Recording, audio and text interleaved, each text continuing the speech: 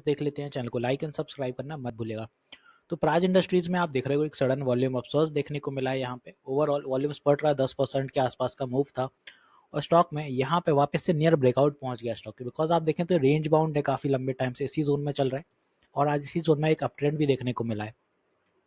यहाँ पे देखें तो रिसेंटली स्टॉक के नतीजे रहे थे और नतीजों की वजह से स्टॉक में कुछ अपनी वीकनेस भी देखने को मिली। सेल्स इस बार 699 CR की रही थी और जो नेट प्रॉफिट रहा वो हालांकि अच्छा था, बट सेल्स इस बार वीक हो गई। ऑपरेटिंग प्रॉफिट भी ठीक ठीक था। इन्वेस्टर्स पे अगर नजर डालते तो इस बार FI ने स्टेक थोड़े कम कर दिए, वहीं DI ने स्टेक अच्छे बढ़ाए, 16.65 कर दी रिसेंट के क्वार्टर से 13 पॉइंट जो कि 69 के आसपास था। तो DI में जो स्टेक बढ़े हैं इस बार वो निपन हो गया, कैनरा हो गया, UTI हो गया और वापस से निपन अपन को आदित्य बिरला, मैक्स लाइफ इन्होंने बढ़ाते हुए नजर आए। तो यहाँ पे स्टॉक है नियर ब्रेकआउट, उसके ऊपर डिस्कस कर लेते हैं। एज ऑफ ये रेजिस्टेंस स्टॉक के लिए बहुत हैवी है, 757 नहीं निकल पाता है। तो इंपॉर्टेंट है कि यहाँ 757 पे एक सपोर्ट क्रिएट हो जाता है अगर, तो यहाँ से स्टॉक रैली कर सकता है 800 के लिए और उसके ऊपर के लिए, मतलब 800 और 825 के साइकोलॉजिकल लेवल का।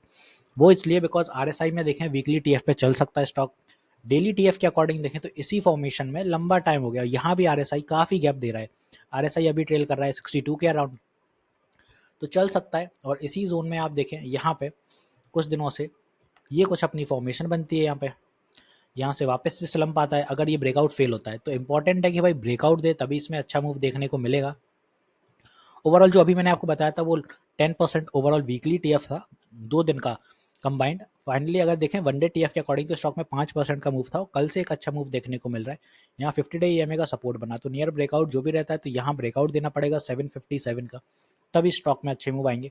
कल अगर ये बुलिश होता है तो इसी जोन पर रेजिस्टेंस फेस करेगा, निकल जाता है तो अच्छी बात है। तो जो भी फ्रेश बाय करना चाहते हैं या तो उसके बाद करें या फिर पुल बैक पे बाय करना चाहिए था।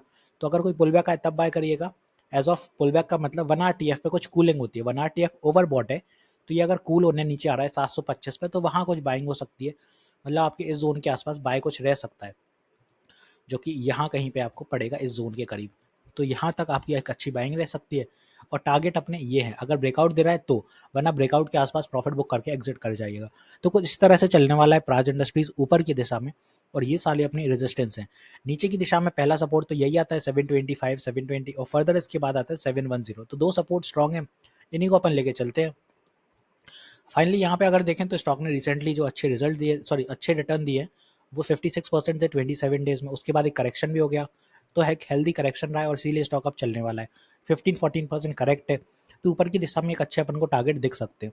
तो आई होप यहाँ पे मैंने अच्छे से प्राज इंडस्ट्रीज क्लियर कर दिया क्या कैसा मूव रह सकता है, कहाँ तक जा सकता है, नियर ब्रेकआउट है स्टॉक, बाइंग भी मैंने आपको बता दी है। अगर ये नहीं निकल रहा है तो प्रॉफिट बुकिंग यहीं फिर से देखने को मिलेगी 757। तो थोड़ी सतर्कता बरतिएगा, बिकॉज यहाँ से पुल बैक आता है तो वापस से ट्रेंड रिवर्सल हो जाएगा।